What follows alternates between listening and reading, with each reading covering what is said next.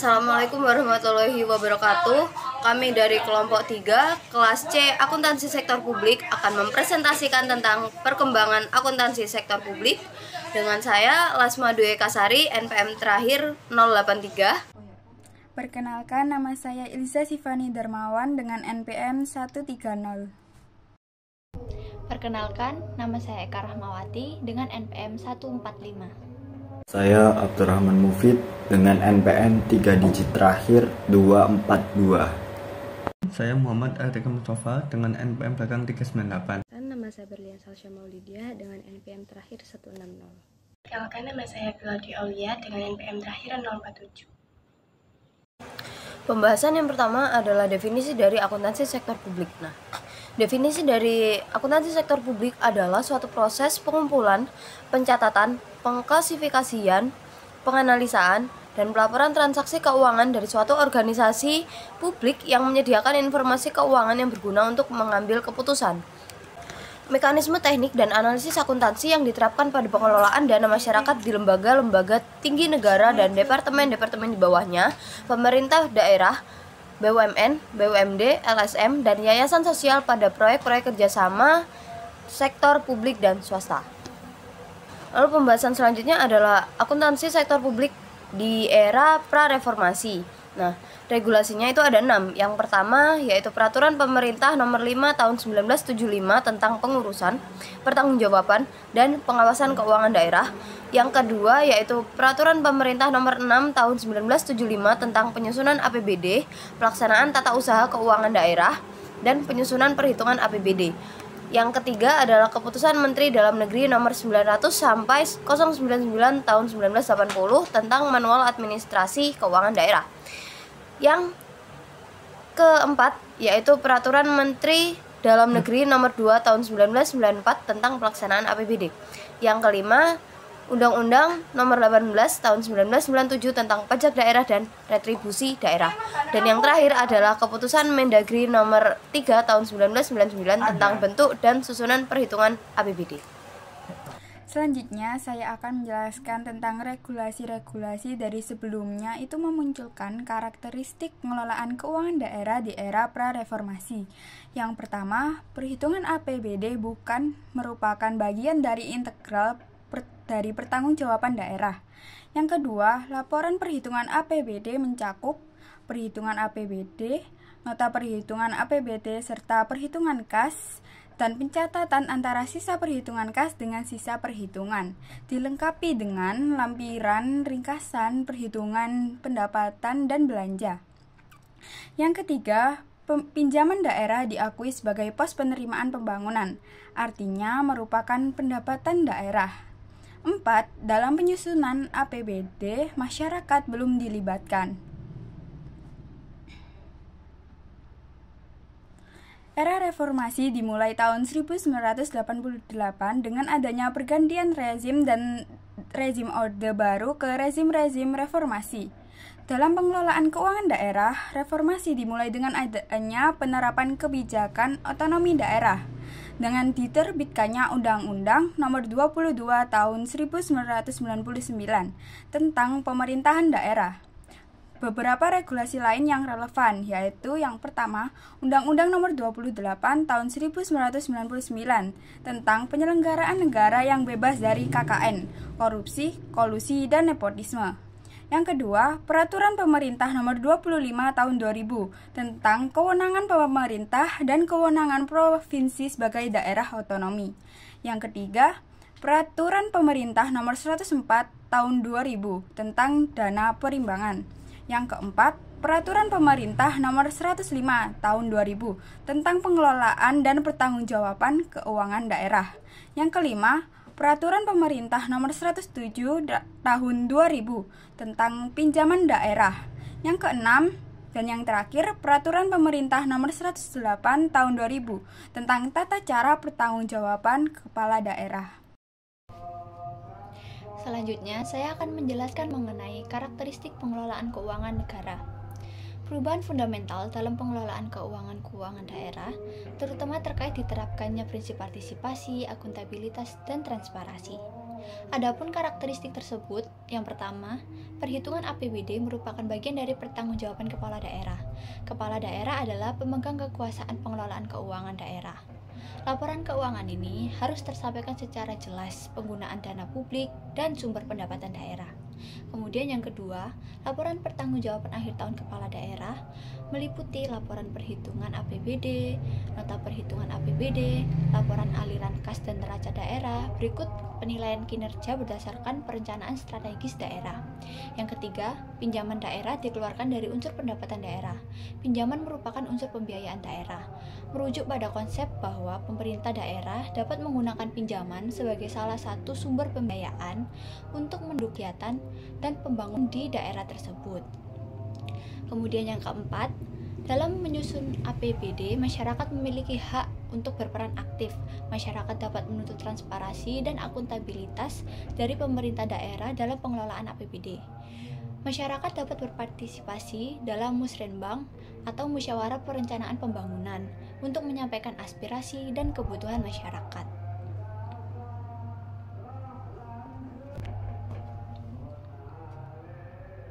Selanjutnya, saya akan menjelaskan mengenai perubahan dalam penyusunan dan pertanggungjawaban APBD. Yang pertama, pertanggungjawaban APBD berubah dari akuntabilitas vertikal atau pertanggungjawaban kepada otoritas yang lebih tinggi atau pemberi tugas ke akuntabilitas horizontal, yaitu pertanggungjawaban kepada masyarakat luas yang dilakukan oleh lembaga publik dan organisasi. Yang kedua, pendekatan penyusunan APBD berubah pendekatan dari pendekatan anggaran tradisional atau pendekatan perencanaan keuangan yang didasarkan pada tahun sebelumnya ke anggaran kinerja atau metode penyusunan anggaran yang didasarkan pada kinerja atau prestasi kerja yang ingin dicapai. Kemudian yang ketiga, pengendalian APBD berubah dari pengendalian keuangan ke pengendalian keuangan dan pengendalian kinerja.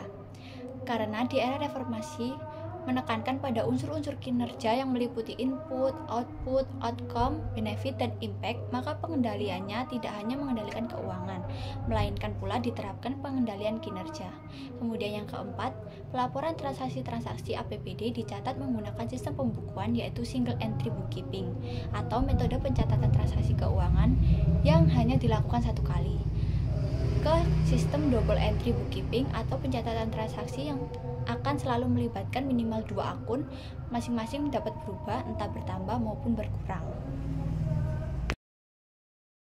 Untuk materi selanjutnya yaitu reformasi akuntansi sektor publik dunia. Reformasi akuntansi sektor publik di Indonesia tidak terlepas dari tren global.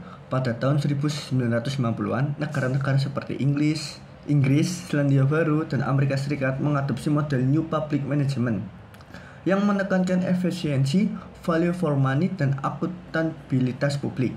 Krisis keuangan di banyak negara akibat hutang yang membengkak, pemborosan anggaran, serta pelayanan publik yang buruk mendorong pergeseran dari sistem akuntansi tradisional basis kas single entry ke modern berbasis akrual basis. Sebuah simposium internasional di Beijing tahun 2001 diadakan untuk mempelajari berbagai upaya reformasi anggaran dan akuntansi sektor publik di banyak negara.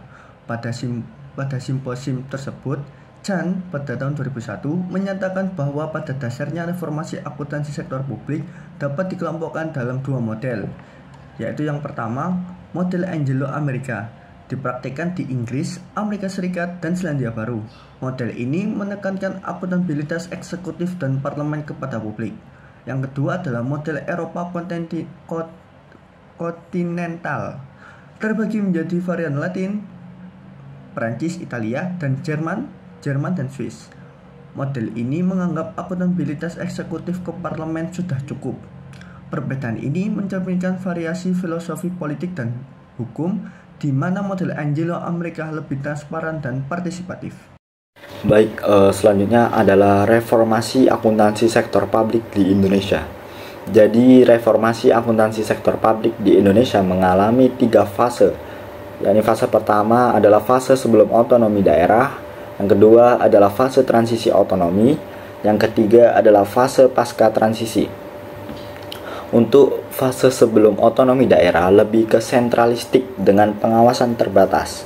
Untuk fase transisi otonomi itu terjadi pada tahun 1999 yang mana otonomi daerah mendorong desentralisasi fiskal. Untuk fase pasca transisi ini mengadopsi Undang-Undang Keuangan Negara Nomor 17 Tahun 2003 dan standar akuntansi berbasis akrual. Selanjutnya adalah konsep dasar pengelolaan keuangan negara. Menurut Undang-Undang Nomor 17 Tahun 2003, keuangan negara didefinisikan melalui 4 perspektif.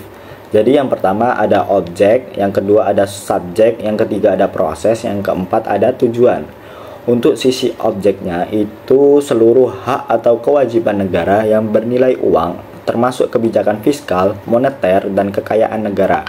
Untuk sisi subjek, itu keuangan negara yang dimiliki atau dikuasai oleh pemerintah pusat, pemerintah daerah, BUMN, BUMD, dan badan lain yang berkaitan dengan keuangan negara. Untuk proses, ini mencakup seluruh rangkaian kegiatan dari perencanaan hingga pertanggungjawaban yang berkaitan dengan objek. Untuk sisi tujuannya adalah untuk mendukung penyelenggaraan pemerintahan. Selanjutnya adalah dasar pengelolaan keuangan negara.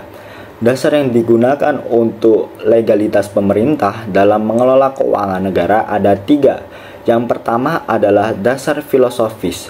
Dasar filosofis ini adalah dasar terdapat dalam pembukaan UUD NKRI tahun 1945 alinea 4. Untuk yang kedua adalah dasar hukum konstitusional. Pasal-pasal dari konstitusi yang menjadi pegangan untuk membuat aturan lebih lanjut di bidang keuangan negara, yaitu pasal 23 sampai dengan 23C UUD NKRI 1945. Untuk yang ketiga adalah dasar hukum operasional.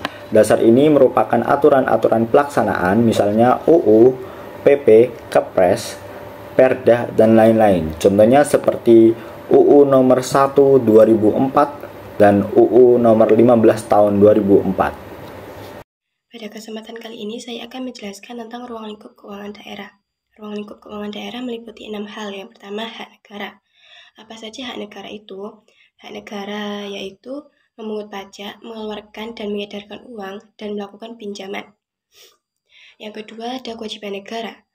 Kewajiban negara untuk menyelenggarakan tugas layanan pemerintahan negara dan membayar tagihan pihak ketiga. Kemudian ada penerimaan.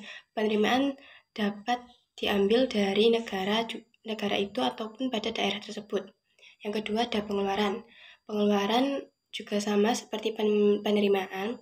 Pengeluaran dapat dilakukan oleh negara maupun daerah.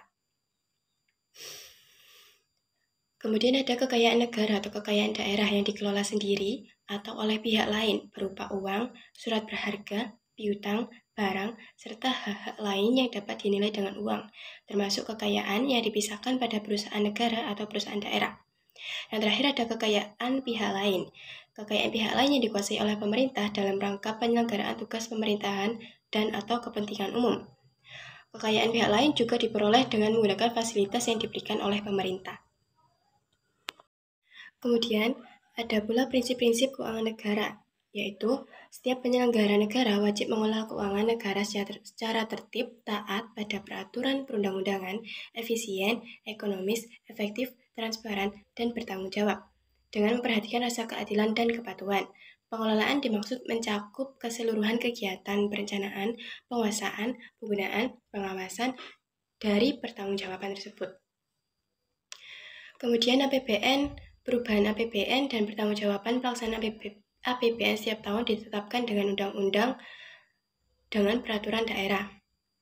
Kemudian APBN atau APBD mempunyai fungsi otorisasi, perencanaan, pengawasan, alokasi, distribusi, dan stabilisasi.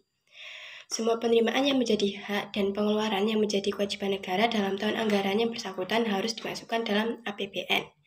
Kemudian untuk APBD, semua penerimaan yang menjadi hak dan pengeluaran yang menjadi kewajiban daerah dalam tahun anggaran yang bersangkutan. Surplus penerimaan negara atau daerah dapat digunakan untuk membiayai pengeluaran negara atau daerah tahun anggaran berikutnya. Penggunaan surplus penerimaan negara atau daerah untuk membentuk dana cadangan atau penyertaan pada perusahaan negara atau daerah harus memperoleh persetujuan terlebih dahulu oleh DPR atau DPRD. Fungsi dari otorisasi, perencanaan, pengawasan, alokasi, distribusi, dan stabilisasi yang dimiliki oleh APBN atau APBD mengandung arti, yaitu dalam fungsi otorisasi mengandung nilai bahwa anggaran negara menjadi dasar untuk melaksanakan pendapatan dan belanja pada tahun yang bersangkutan. Kemudian pada fungsi perencanaan mengandung arti bahwa anggaran negara menjadi pedoman bagi manajemen dalam merencanakan kegiatan pada tahun yang bersangkutan. Kemudian fungsi pengawasan mengandung arti bahwa anggaran negara menjadi pedoman untuk menilai apakah kegiatan penyelenggaraan pemerintahan negara sesuai dengan ketentuan yang telah ditetapkan.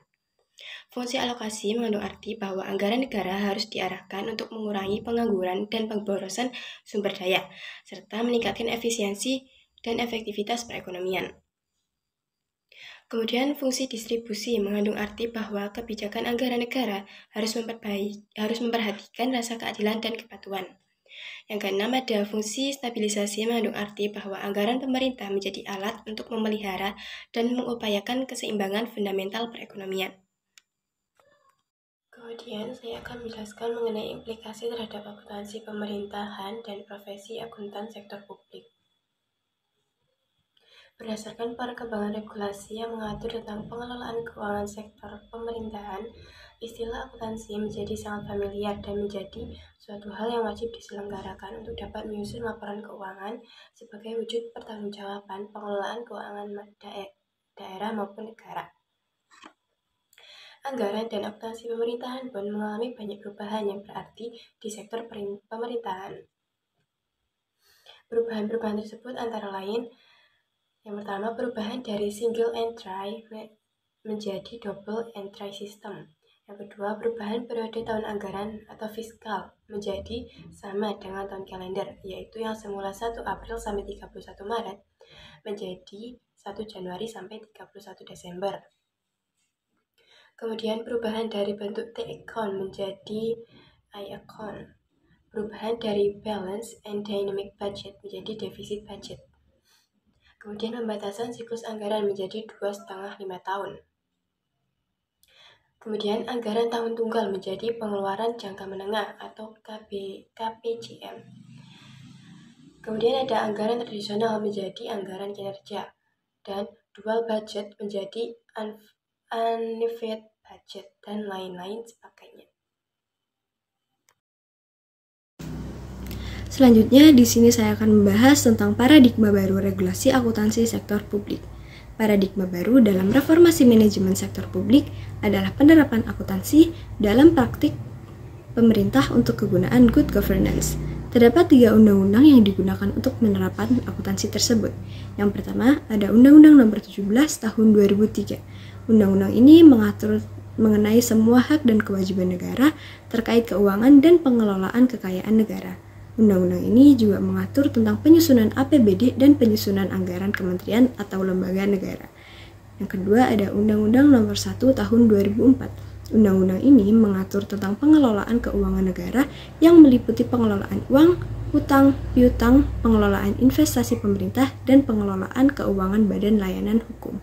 Dan yang ketiga ada Undang-Undang Nomor 15 Tahun 2004. Undang-undang ini mengatur tentang pemeriksaan pengelolaan dan tanggung jawab keuangan negara yang dilaksanakan oleh BPK. Kemudian BPK menyampaikan laporan hasil pemeriksaan atas laporan keuangan kepada DPR dan DPD, sedangkan laporan keuangan pemerintah daerah akan disampaikan kepada DPR.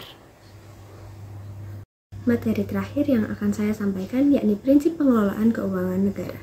Di bawah ini terdapat 4 prinsip pengelolaan keuangan negara yang didasarkan dengan ketiga undang-undang yang sudah saya jelaskan sebelumnya. Yang pertama, ada akuntabilitas berdasarkan hasil atau kinerja. Prinsip ini menekankan betapa pentingnya pengelolaan keuangan negara yang berfokus pada hasil dan kinerja.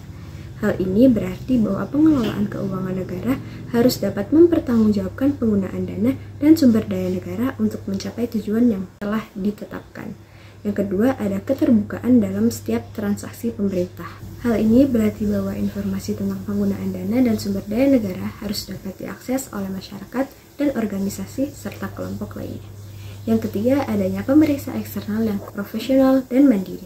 Prinsip ini menekankan betapa pentingnya adanya pemeriksaan eksternal yang kuat, profesional, dan mandiri. untuk memantau dan mengevaluasi pengelolaan keuangan negara. Dan yang terakhir ada pemberdayaan manajer profesional. Prinsip ini menekankan betapa pentingnya pemberdayaan manajer profesional dalam pengelolaan keuangan negara. Setiap manajer profesional harus memiliki otoritas dan kemampuan untuk mengelola sumber daya negara secara efektif dan efisien. Sekian presentasi dari kelompok kami. Apabila ada kesalahan, mohon dimaafkan. Wassalamualaikum warahmatullahi wabarakatuh. Sekian presentasi dari kelompok kami. Mohon maaf apabila ada kesalahan kata. Wabillahi taufiq wal hidayah. Wassalamualaikum warahmatullahi wabarakatuh.